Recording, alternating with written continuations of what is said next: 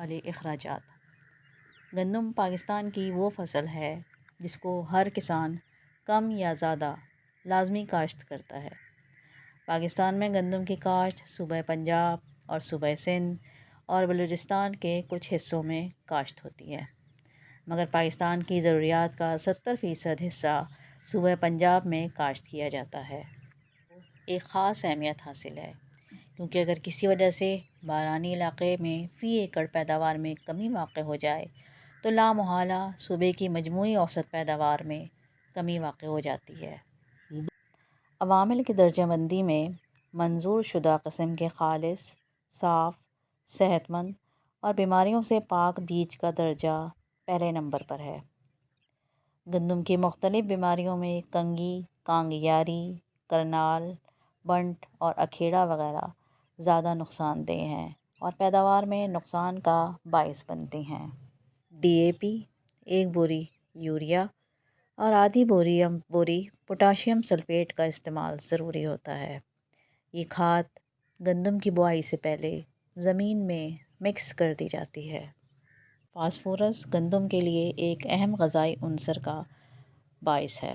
یہ جڑوں کو لمبا کرتی ہے، تنے کو مضبوط کرتی ہے، دانے کو موٹا کرتی ہے اور متعدد بیماریوں کے خلاف قوت مدافعت فراہم کرتی ہے۔ لہٰذا گندم کے لیے نائٹروجن اور فاسفورس کے استعمال کی نسبت تقریباً 1.5 یعنی 1.5 بوری ڈی اے پی اور 1.5 بوری یوریا رکھنا نہایت ضروری ہے، کیونکہ فاسفورس کم استعمال کرنے کی وجہ سے پودا نرم اور زیادہ سبز ہو جاتا ہے، جس کی وجہ سے فصل کے گرنے اور اس پر بیماریوں کے حملے کا خطرہ بڑھ جاتا ہے۔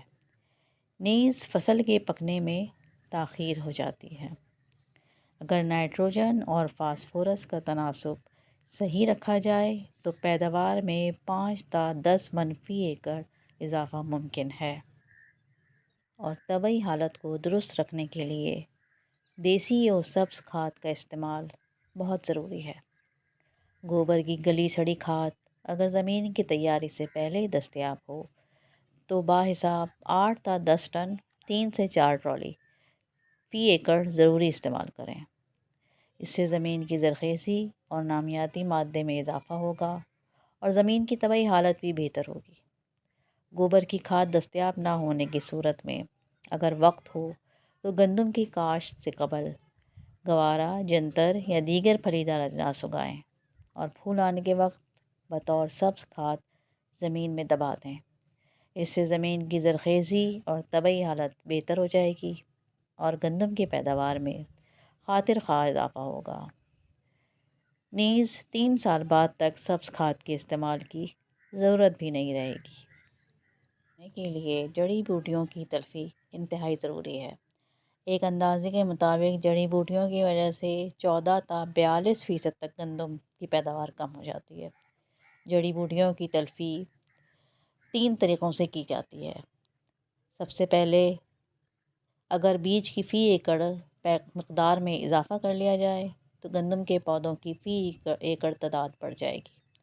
اسی طرح جڑی بوٹیوں کو پھلنے پھولنے کے لیے کم جگہ اور کم غذائی اجزاء حاصل ہوں گے اور ان کی نشو و نما رک جائے گی۔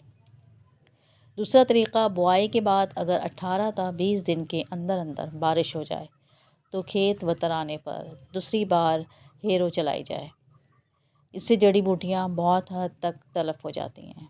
جڑی بوٹیوں کی تلفی کے لیے یہ طریقہ مفید ہے۔